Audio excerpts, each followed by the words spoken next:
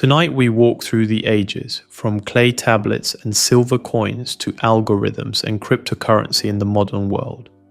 You will hear how banks rose from simple acts of survival to powerful institutions guiding nations.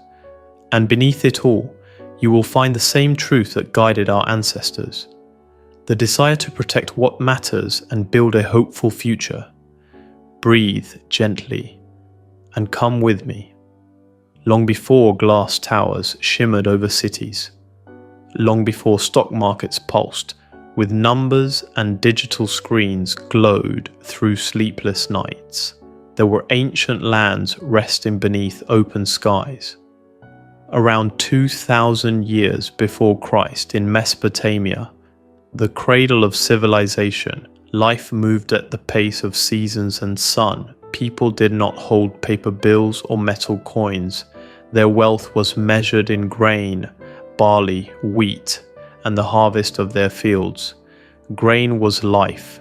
It fed families, fed animals, fed entire cities. And because life depended on it, people carried grain carefully in woven baskets, guarded it through storms, and prayed for rain and soil. At the center of every city rose great temples built from sun-baked stone and mud brick, sacred places believed to lie beneath the watchful eye of the gods. These temples, towering and solemn, became the first guardians of wealth. Their walls were thick, and guards watched their gates, not only to protect gods, but to protect harvests.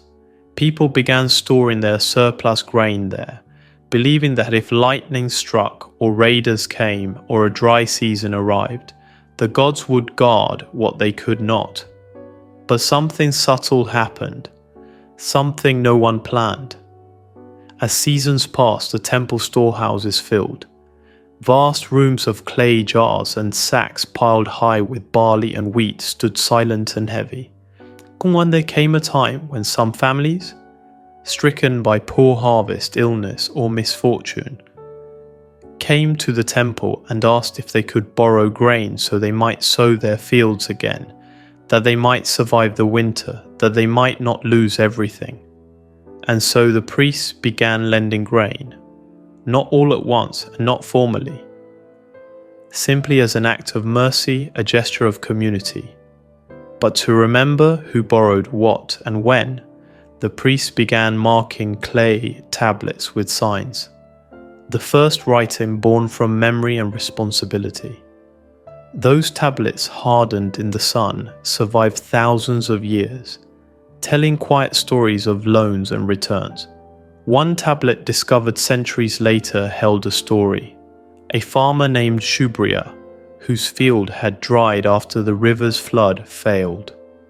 His children were hungry and his livestock sick. In desperation, he went to the temple of Ishtar, asking for grain to plant again. The priests agreed, and he swore to return not only what he took, but a little extra after harvest, if the gods blessed him. And so he did. His next year was abundant, his fields golden. He repaid the temple, and the extra grain fed others whose fortunes would soon fall. Through such exchanges, trust began to grow. People saw that grain left in the temple was safer than grain left at home. They saw that lending could save a family, rescue a season, protect a village. And slowly, without planning it, the temple became more than holy ground. It became a center of exchange, a place of records, promises, and responsibility. A quiet beginning of something larger. The idea that wealth could move, that value could grow, that trust itself could be stored. Of course, not every story was gentle. Some tablets speak subtly of those who could not repay, people who lost harvests to disease or flood. In those cases, land or livestock became payment. Sometimes, a family member might work for another household until the debt was cleared. It is written softly, without detail, yet one can sense the ache behind those symbols etched into clay. Debt became a shadow that followed some lives, reminding us that even acts of kindness carry obligations that can weigh upon the heart. But it is human nature, a blend of hope, fear, survival, and imagination that shaped this early system. People wanted safety. They wanted fairness. They wanted a future they could depend on.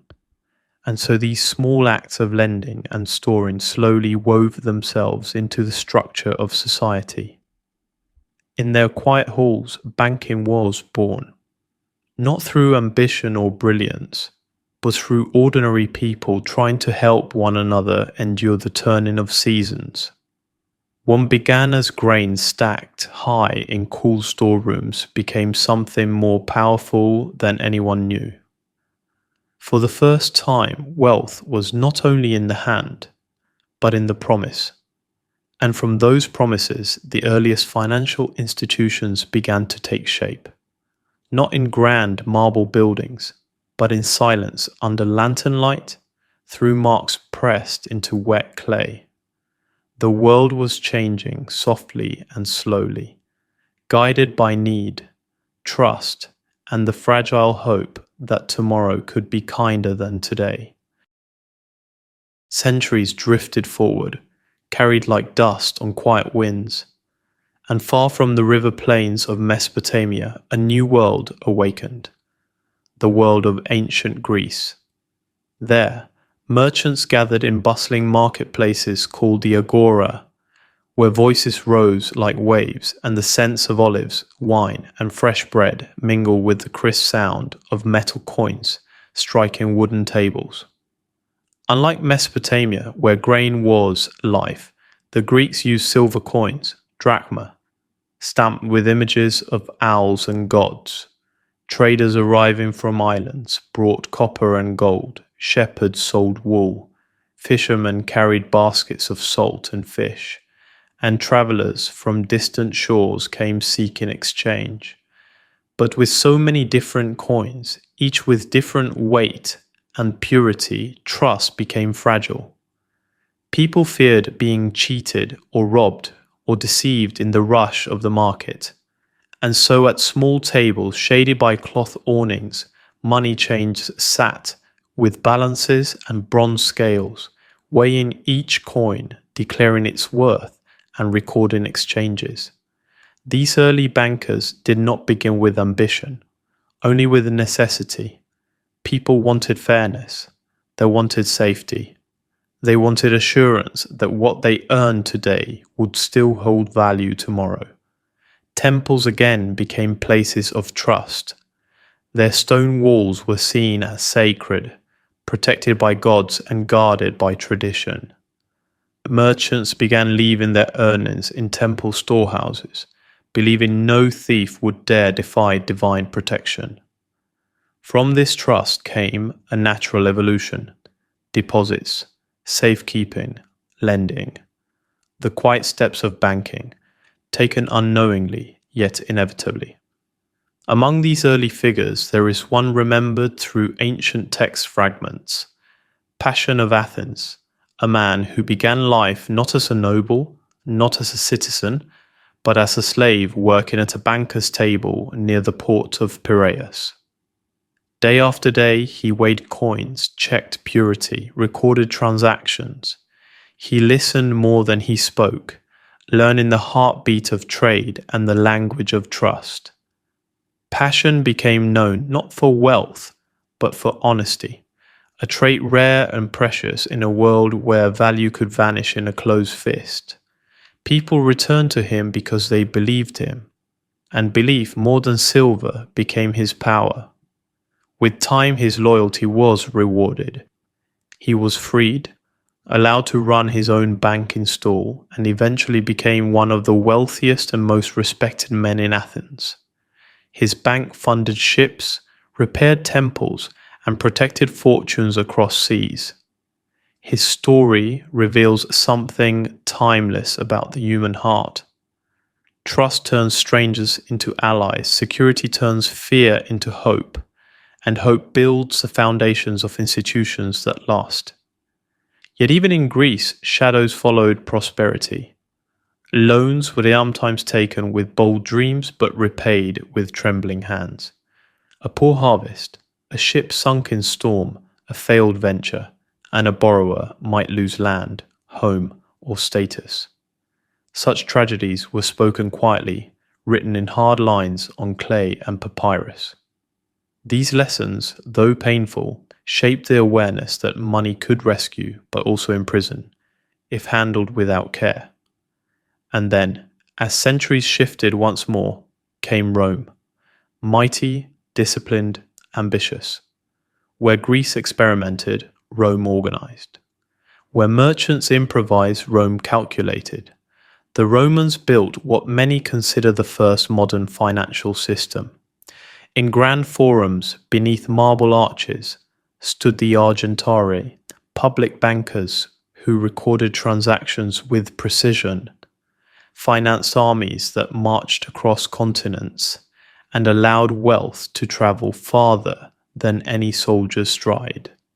They created systems to transfer money without physically carrying it, so that traders could move from province to province without fear of thieves.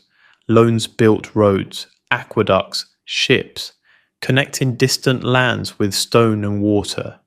Money, once confined to villages and marketplaces, now flowed like a river across the empire, binding cultures together. But with growth came strain. Interest rates could rise like storms. Debtors could spiral into despair. Some ancient writings speak of men selling themselves into servitude to escape crushing debt. They describe the quiet sorrow of families divided, not with violence, but with signatures and seals. Such tales remind us that economic power, even in infancy, carried both light and shadow. The psychology of Rome was clear. Strength required resources. Resources required organization. And organization required institutions people could trust. So slowly, without design or declaration, banking softened into society like water into sand, shaping lives, shaping nations, shaping futures. And as the world widened, wealth learned to move not by hand, but by belief. For centuries, Rome had funded its armies, its monuments, and its endless expansion through taxes, trade, and loans. But as wars grew longer and borders stretched thin, the cost of maintaining power rose like floodwater. Gold and silver poured out faster than they were earned. To pay soldiers and calm unrest, leaders began minting coins with less precious metal. Coins that looked the same but held far less value. It was the earliest form of inflation, silent yet devastating. The mighty empire, once bound together by roads, law, and organized finance, began to crumble beneath its own weight. And as its political power broke apart, so too did the systems that held its economy steady. People felt the shift, though few understood it. They sensed that their savings shrank each time they opened their hands. They watched prices climb like burning flames on old timber. Trust weakened. Trade slowed. Fear grew, quiet but consuming. Historians speak of a small parchment written by a Roman merchant named Gaius, discovered centuries later among forgotten scrolls. He wrote of saving for his daughter's wedding, only to find that the coins he had guarded so carefully were worth almost nothing by the time he needed them. He wrote of crowds demanding bread, of markets closing early, of friends choosing to barter instead of use failing money. His final lines tremble with grief. A coin is only as strong as the faith of the hand that holds it. And so when Rome finally fell, Europe drifted into uncertainty. Roads cracked, armies disbanded, trade routes dissolved. Without the institutions that safeguarded value, wealth scattered like grain thrown into wind. For a time, the world returned to barter and isolation. Villages closed inward. People trusted only what they could touch: land, livestock, grain. Yet even through that darkness, new cities slowly began to rise. Cities born not of conquest, but of trade. Ports lit by lantern beams across the water. Ships carrying wool, spices, salt, and hope. And from the ashes of Rome's financial collapse emerged a quiet realization. For prosperity to live, trust must be rebuilt, and trust requires structure. Across the Adriatic Sea, in the shimmering lagoon of Venice, merchants carved a life from salt water and risk. Their ships traveled to distant lands, crossing seas where a storm swallowed fleets without warning. Trade brought wealth, but also fear. For a ship lost meant families ruined, partners betrayed, dreams dissolved. And so in the year 1157, Venice created the first formal public banking institution. Its purpose was not grandeur, simply survival. It was built to manage the debts of the Republic, to protect the flow of trade that sustained every household. Citizens deposited money, knowing it would be guarded not by luck or personal honor, but by law and order. The state guaranteed safety. Records were carefully kept. Bit by bit, confidence returned. There is a tale told from that era of a merchant named Lorenzo, whose ship vanished in a storm near Cyprus. In earlier times, his family would have fallen into ruin, but Venice had begun allowing merchants to insure their cargo, sharing risk, so that tragedy did not crush a single heart. When Lorenzo's ship was lost, his family wept, but they did not starve. His debt was absorbed, his children kept their home, and trade continued. This quiet protection, invisible yet powerful, deepened people's belief in collective strength. From Venice, the idea spread like light through dawn. Far across the Mediterranean, in growing Barcelona, trade flourished, and citizens demanded more security. In 1401, the city established a public municipal bank, Taula de Canvi, created to protect the money of ordinary people and prevent corruption.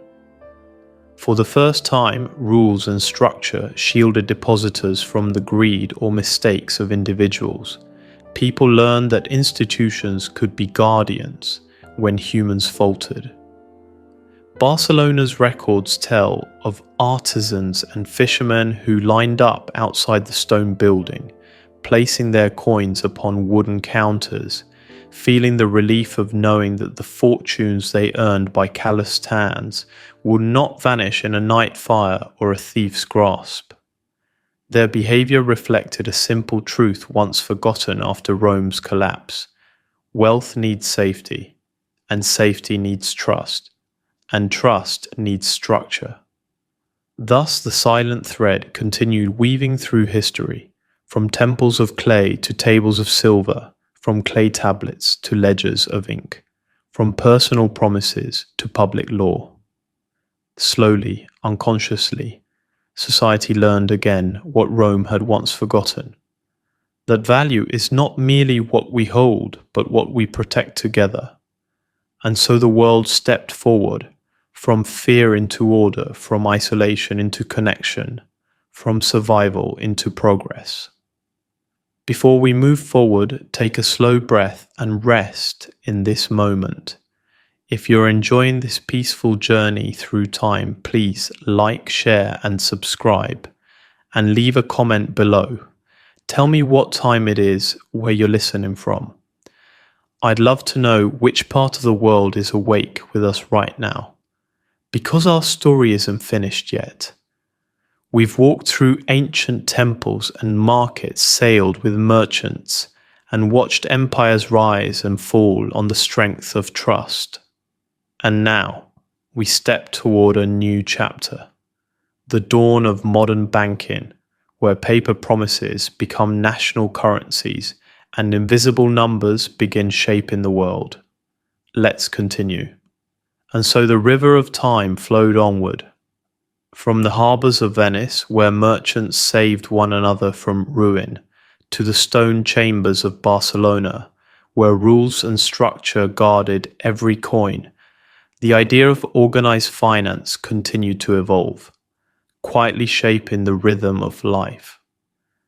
People began to understand that wealth was not only something earned, but something protected together, and that a community was strongest when its most vulnerable were not left behind. With every exchange, every ledger line, trust deepened, and trust, like a seed watered through generations, prepared the soil for something new to bloom. Then, in 1472, in the quiet hills of Siena, Italy, a small institution opened its doors, not born from ambition or empire, but from compassion and necessity. It was named Monte dei Paschi di Siena. At that time, Siena was a city of farmers and shepherds. The land was beautiful, but life was harsh. Harvests failed often, and drought could steal months of labor in a single season. When crops died, families suffered. When livestock fell, hope collapsed. Moneylenders, driven by fear, not cruelty, charged desperate interest to protect themselves. Yet their terms could shatter those already broken by misfortune.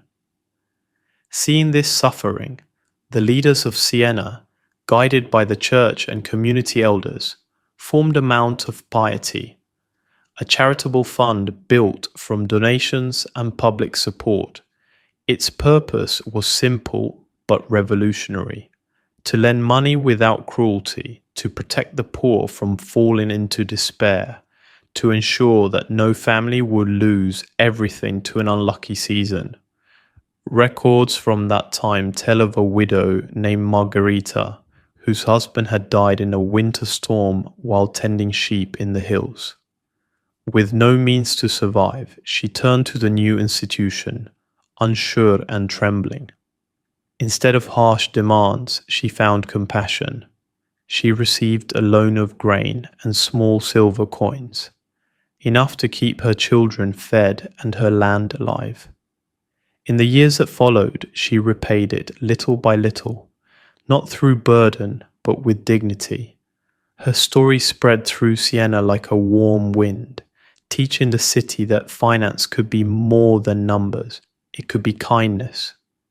Monte dei Paschi grew from that seed of mercy, and as decades passed, while empires rose and collapsed, while wars thundered and peace returned like gentle rain, the bank survived, not through power, but through trust. It stood watch as history unfolded, outliving kings, revolutions, and the changing shape of the world. More than 550 years later, it still stands, the oldest surviving bank on earth, a living reminder that institutions built on humanity endure longer than those built on conquest. From grain stored in Mesopotamian temples, to silver weighed in Greek marketplaces, to ledgers inked in Rome, to public banks in Venice and Barcelona, and finally, to the gentle hills of Siena. Each step shaped the next. Each story carried the wisdom of those before. As time moved forward, the world began to change. Trade was booming, ships sailed far and wide, bringing spices, silk, and treasures from distant lands. Cities grew richer, and money started flowing everywhere. But with this new wealth came new problems. Different places used different kinds of coins. Some were pure gold or silver, others were mixed with cheaper metals. It became hard to know what was real and what wasn't. Imagine selling a week's worth of bread only to discover the coins you were paid with were almost worthless. Disagreements grew, trades fell apart, and trust started to fade. People realized something important. They didn't just need places to store money, they needed a way to protect its value. So the world began looking for something stronger than everyday banks, a trusted guardian that could keep money stable and fair for everyone. So in 1609, in the watery city of Bank of Amsterdam, something changed. The city created a public exchange bank, not owned by a single merchant or nobleman, but by the city itself. Its job was simple and yet revolutionary. Take deposits of coins from all over Europe, measure and standardize their value, and let people store their money safely, but also allow them to transfer a value without lugging heavy coins around.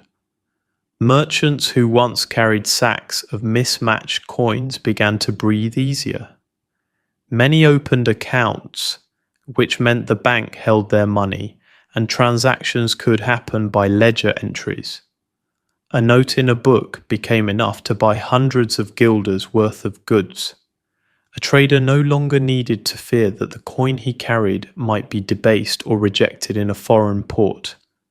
Suddenly, money became more stable, more portable, more trusted. People began to treat the bank not just as a vault, but as a guarantee, a promise by the city that their money's value was safe. In many ways, the Bank of Amsterdam worked like a central bank before central banks. It provided a stable reserve, a standard across many currencies, and a platform for trade across nations. As merchants and states alike saw how useful this was, the idea spread. Other cities experimented with public or municipal banks. For example, the medieval Taula de Canvi de Barcelona, founded in 1401, had earlier shown that a city-managed bank could help citizens deposit and transfer money safely. Then, as trade, war, and government expenses grew deeper, the need for an institution to manage not only private deposits, but national finances emerged. And so, in 1694, in England came the Bank of England, often called the first real central bank. Its job was bigger, not just to hold money, but to regulate national finances, support government credit, and issue banknotes that people could trust across the kingdom and beyond. This shift marked a turning point. Suddenly, banking was not just for merchants and traders. It became a force that could shape nations. What bankers and accountants, once quiet figures behind ledgers, decided could influence trade routes, wars, economies, and people's lives. Of course, with power came risk. The early central bank experiments showed both promise and danger. The Bank of Amsterdam, for some time, maintained full backing of deposited with real coin and metals, a strong safety net. Over time, though, it began to act more like a modern bank, and that eventually contributed to its decline. This shows how fragile trust can be. When banking grows, the responsibility grows too. But despite the risks, these early banks laid the foundation stones of modern banking. Standard currencies, safe storage, record keeping, credit, public trust, and institutions whose influence went beyond individuals, reaching cities and nations. And that brings us to today, to the banking world we know now, built on those early seeds. Welcome, dear listener, to the age of modern banking. Today, in just one country, the United States, there are over 4,400 banks holding more than $24 trillion in assets. Across the world, thousands more operate in different forms: public banks, private banks, Islamic banks, cooperative banks, digital-only banks. From India to Brazil, from Europe to Africa, from Japan to Nigeria. Financial institutions now link more than 200 nations into a single, interconnected economy. And almost every part of daily life touches a bank, even if we don't see it. When your salary arrives, when your card taps at a store, when you pay rent or EMI, when a student takes a loan to study, or a family saves for a home, or a shopkeeper expands a tiny business. Just like ancient times, banks still do three simple things. They protect money, they move money, and they lend money. But now they do it at a scale the old world could never imagine. And above all these everyday banks sit the central banks, quiet institutions shaping entire nations. The Federal Reserve in the United States, the Bank of England, the European Central Bank. They decide interest rates, print currency, manage financial storms, and influence whether economies speed up or slow down. A single decision from a central bank, a small rise or fall in interest rates, can change the cost of a home loan, the price of groceries, the number of jobs in a company, and even the mood of millions of people. And after 2 world wars and Great Depression, the world realized it needed global protectors too.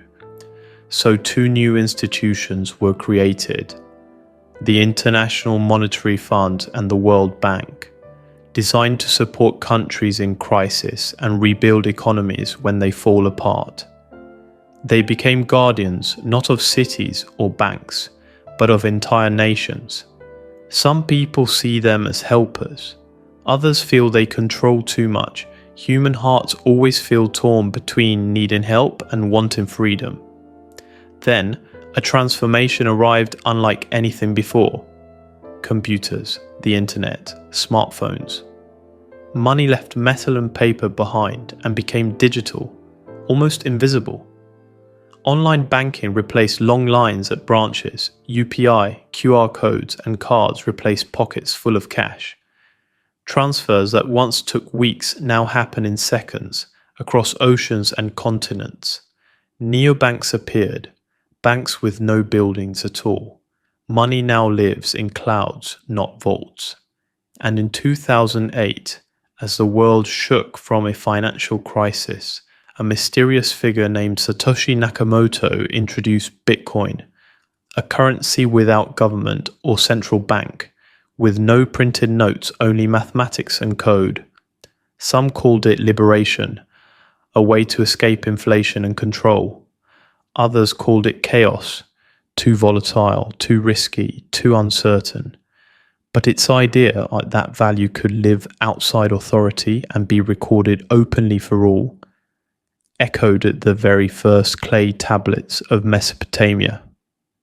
At the same time, central banks began experimenting with digital national currencies, trying to blend the safety of government control with the speed of technology.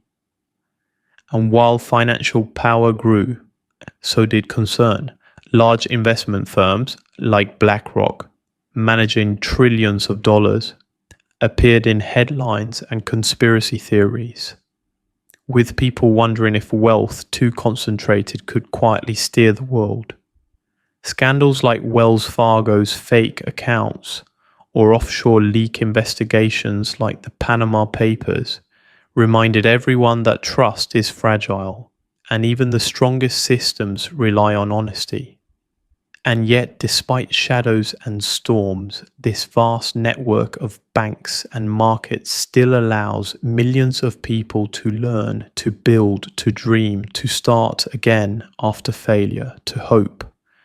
From grain stored in temples, to silver weighed in marketplaces, to ledgers inked in candlelight, to digital numbers floating across fiber optic cables. The system has grown and transformed, but the human heart beneath it has not. People still want safety. People still want opportunity. People still fear loss. People still hope tomorrow will be brighter. And now, standing here in the age of digital finance and invisible money, we are closer to a new turning point than the world has ever been. The next chapter waits. A world reshaped by artificial intelligence, blockchain, and new forms of power and currency that may rewrite everything we believe about value and control. The story continues, and the future is calling. Thank you for listening to this quiet journey through the history of banks, a story that has silently shaped the way we live, work, build, trade, dream, and survive. Banks have always been more than buildings or numbers. They are woven into the fabric of human life, guiding the rise and fall of empires, influencing our choices, and shaping the future we walk into every day. If this story helped you understand the world a little more, if it brought you clarity, peace, curiosity, or reflection tonight, then I gently invite you to support this growing community. Please like, share, and subscribe to Empire of Sleep, where we tell calm, thoughtful sleep stories about power, money, influence, and the hidden forces shaping our world. Close your eyes, rest peacefully, and we will meet again in the next story. Good night.